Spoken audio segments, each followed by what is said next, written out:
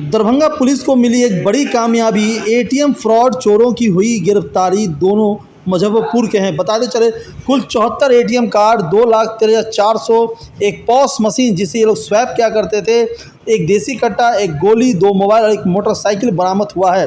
बताते चले लहरियासराय के थाना में 399-23 कांड संख्या 11 अगस्त को दर्ज किया गया था। एटीएम कार्ड को बदल करके पैसा निकाल लिया करते थे अपने स्वैप मशीन के, जिसके बाद लहरियासराय थाना में कांड संख्या 399-23 दर्ज हुआ। उसके बाद टेक्निकल टीम जिसका नेतृत्व सिटी एसपी सागर कुमार कर रहे थे। वहीं बताते चले यह कई जिलों में भी शायद इस तरह के काम कर चुके हैं, जिसकी अब जांच पड़ताल शुरू हो गई है। वहीं उन्होंने बताया कि जो पॉस मशीन है उसकी जांच की जाएगी, किस बैंक अकाउंट से जुड़ा हुआ है, और जिन लोगों के पैसे इन्होंने निकाले हैं स्वैप मशीन एटीएम फ्रॉडगिरी करके, उन सभी को पैसा वापस किया जाएगा। आइए सुनाते हैं प्रेस कॉन्फ्रेंस में दरभंगा के वरीय पुलिस अधीक्षक अवकाश कुमार ने और क्या खुलासा किया। सब लोग हो गए रेडी? जी सर, सब रेडी है। जी सर। जी बताएं किस तरह का मामला है। कुछ दिनों से दरभंगा ज़िला में एटीएम फ्रॉड करके लोगों के पैसे निकालने की घटनाएं हुई थी। उसमें तकनीकी शाखा कार्यरत थी और कल इसी क्रम में उनको एक सूचना मिली, जो हम लोग को अनुसंधान में मिला था कि कुछ लोग हैं जो दरभंगा ज़िले में फिर से वापस उनका मूवमेंट देखा जा रहा है।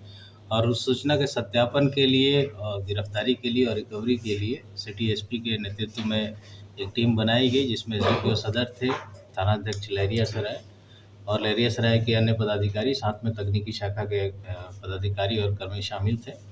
इस टीम ने कार्रवाई करते हुए 2 व्यक्तियों की गिरफ्तारी की है। पप्पू कुमार और आदित्य कुमार, दोनों मुजफ्फरपुर ज़िला के रहने वाले हैं।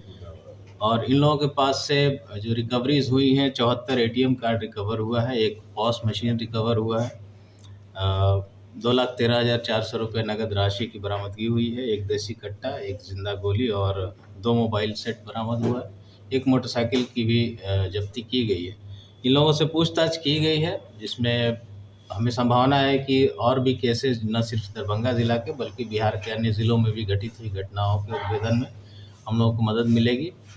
सभी पहलुओं पर अनुसंधान हम लोग कर रहे हैं और जो बाकी केसेस हैं जिसमें इनकी संलिप्तता आएगी, उनमें सभी में इन लोगों को रिमांड पे लिया जाएगा। और जो पैसे हैं वो जो ट्रांजैक्शंस हुए हैं उनका हम लोग डिटेल स्टडी कर रहे हैं। जो राइटफुल ऑनर होंगे उनको हम लोग जो न्यायिक प्रक्रिया होगी उसको पालन करते हुए उनके पैसे वापस दिलाने का प्रयास करेंगे। ये लोग कहाँ के रहने वाले और क्या क्या सामान बरामद हुए? ये पहले बता दिए आप लोग को, ये मुजफ्फरपुर के हैं दोनों, पप्पू और आदित्य। इन लोगों के पास से 74 एटीएम कार्ड, एक पीओएस मशीन है, 2,13,400 रुपये नगद राशि है, एक 2 मोबाइल है, एक देसी कट्टा, गोली और एक मोटरसाइकिल की रिकवरी। ये किसी सक्रिय गिरोह के सदस्य हैं या पुराने लोग हैं?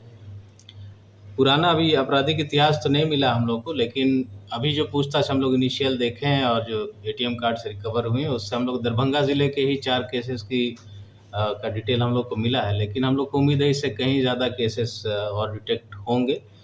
तो पहले जेल गए हैं नहीं गए हैं वो हम लोग डिटेल निकाल रहे हैं, लेकिन कई और केसेस की भी हम लोग उम्मीद कर रहे हैं कि डिटेक्शन इससे होगी। सर क्राइम लोकेशन क्या रहता था इनका, जो क्राइम करते थे?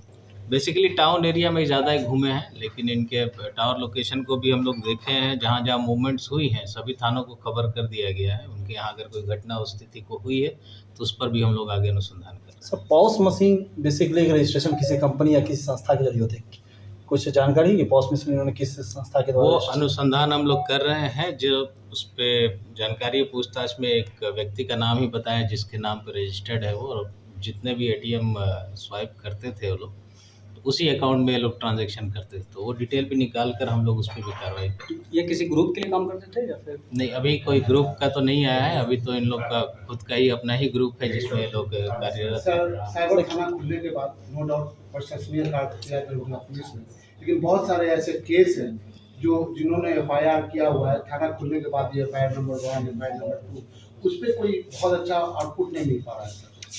देखिए, साइबर थाना में अभी जब से इनॉग्रेशन हुआ है उसके बाद से करीब 30-35 केसेस दर्ज हो चुके हैं और कई कांडों में हम लोगों ने पैसे रुकवाए भी हैं, पैसे वापस भी मिले हैं। जो कंप्लेनेंट हैं उनके पैसे हम लोग वापस उनके खाते में करवाए हैं।